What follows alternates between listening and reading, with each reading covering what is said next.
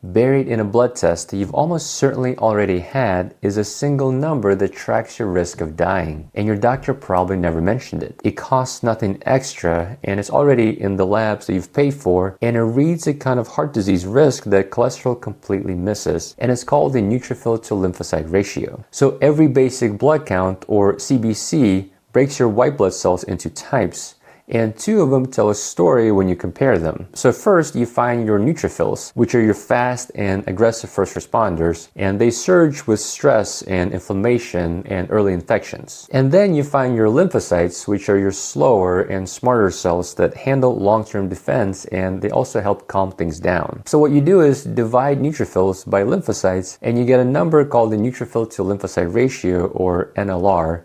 And this number can give you a read on whether your immune system is running just a little too hot with low-grade inflammation, the kind of inflammation that will drive things like heart disease and visceral fat and cancer and even dementia. And ideally, we want that NLR number to be below 2, and studies show that values above 2.26 already start tracking with more heart disease and heart-related deaths. And in those same trials, some people got a drug that fights inflammation, and it lowered the ratio and it cut their heart attacks and strokes without changing their cholesterol at all. So just calming that low-grade inflammation on its own was enough to improve outcomes. And all of that keeps reinforcing the point that inflammation is just as important when it comes to heart disease as cholesterol. So that neutrophil to lymphocyte ratio number could be that cheap signal that you can get from a lab that you already had that can warn you about that silent inflammation. Now, at the end of the day, this number is a rough add-on tool and not a standalone screen.